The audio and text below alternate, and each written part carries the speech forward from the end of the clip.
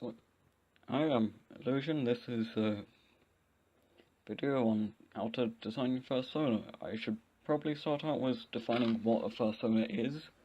It's an anthropomorphic character, usually uses a persona or an avatar, which can be a character in their own right or a representation of a person.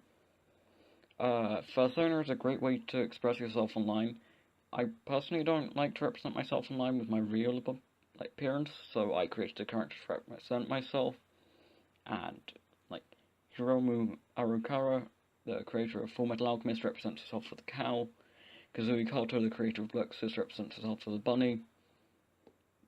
When designing a fursona, you should start by considering your personality traits that you want to represent. Pick any animal. Despite the name fursona, it doesn't have to be a mammal. It can be like a fish, a lizard, whatever. Some people like to choose like Pokemon for their fursonas, or Pokesonas. The most common fursonas are wolves. There are lots of wolves, and whether you want to choose a wolf or not is your choice, since admittedly wolves are cool, but if you want to have an easily recognisable fursona, it's probably best to choose an animal based on the personality traits and interests. For example, mine's a shark because I love swimming, and I like playing Breath of the Wild, and I like sharks. When choosing an animal for your fursona, you might want to do research on different species. This will allow you to find out which different animals you may like. Consider the overall shapes of the character you're choosing. Sharp, pointed shapes, triangles tend to represent confidence and aggression. Squares tend to represent reliability and support. Circles and other rounded shapes usually show friendliness and kindness, having more of a soft feel to them. There are plenty of videos on language of shapes and their use in character design, so I'd recommend watching those. When you've chosen your animal character design, much like you would with any other character design, it should have a clear, recognisable silhouette and cohesive colours. Blue is generally a calm and cool colour. Red is typically a bold, confident or aggressive colour. Brown is usually more of a natural colour.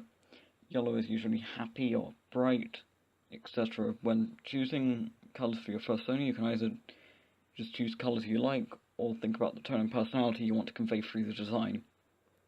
You probably don't want to make your character rainbow coloured. I've seen plenty of fursonas with like neon rainbow fur, and it doesn't usually work, so if you want to use bright colours, do it in moderation. Bright, saturated colours are most effective when combined with like less bold colours, so like if you have like neon pink or neon green, have something a bit more like down to earth, more grounded, like make it so that it actually stands out. You want to keep your colour palette limited to around 3 or 4 colours, with 3 main colours at most. A limited colour palette makes the design clearer and makes it less cluttered. When you're designing, you probably want to have a few iterations or ideas of your character and like pick your favourite. You can have multiple fursonas if you want to, but most people have like 1 or 2 main ones to represent themselves. Once you've designed your fursona, it's probably a good idea to make a reference sheet so you can more easily draw it again and get commissions done of it. As a little side note, I have commissions open, so casual self-promotion, and have fun. That's pretty much all I have to say for now. Comment down below if you want me to talk about any other topics and hear me ramble about stuff. Like the video if you liked it, and just subscribe if you like my videos. I usually make videos about like making comics and webcomics and other art related stuff, so if that's your cup of tea, maybe check them out. Bye.